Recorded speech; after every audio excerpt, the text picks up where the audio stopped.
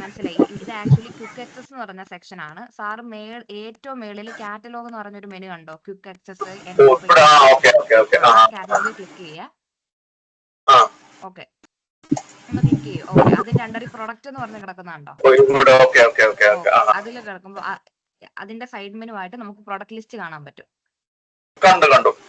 അപ്പൊ അതിൽ ഏത് പ്രൊഡക്റ്റ് ആണോ അതിൽ ക്ലിക്ക് ചെയ്യാ.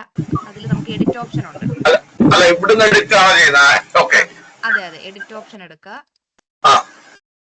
അതിൽ ഈ സൈഡ് മെനുവിൽ തന്നെ നമുക്ക് ഈ കിടക്കുന്ന എന്താണ് പ്രൈസിംഗ് എന്ന് പറഞ്ഞ ഒരു ടാബ് ഉണ്ട്. വേരിയൻസ്, പ്രൈസിംഗ്, ഇൻവെന്ററി എന്ന് പറഞ്ഞ് അതിൽ പ്രൈസിംഗ് എടുക്കുക. ഇവിടെ കറന്റ്ലി ഉള്ള പ്രൈസ് കൊടുത്തിട്ടുണ്ട്. അപ്പൊ ഇവിടെ സാറിന് എഡിറ്റ് ചെയ്യാൻ പറ്റും. ആ എഡിറ്റ് ബട്ടൺ ഒന്ന് ക്ലിക്ക് ചെയ്താൽ മതി. എഡിറ്റ് ക്ലിക്ക് ചെയ്ത് സാറിന്റെ ഏതാണ് MRP ആയിട്ട് കൊടുക്കേണ്ടത്, ലിസ്റ്റിംഗ് പ്രൈസ്,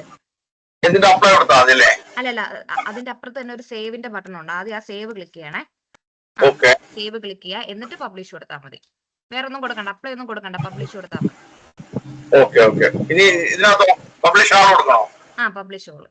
ഇതുപോലെ സാറിന് ഇപ്പം വേരിയന്റ് ഉള്ള പ്രൊഡക്റ്റ് കാണുമല്ലോ. വേരിയന്റ് എന്ന് വെച്ചാൽ ചിലപ്പോൾ വേറെ ഓപ്ഷൻ ഉള്ളത് അല്ലെങ്കിൽ വേറെ ക്വാണ്ടിറ്റി ഉള്ളതൊക്കെ ഉണ്ടെങ്കിൽ ഓരോന്നിന്റെയും പ്രൈസ് ഇതുപോലെ പോയിട്ട് എഡിറ്റ് ചെയ്തിട്ട് സേവ് ചെയ്യുക, പബ്ലിഷ് ചെയ്യുക.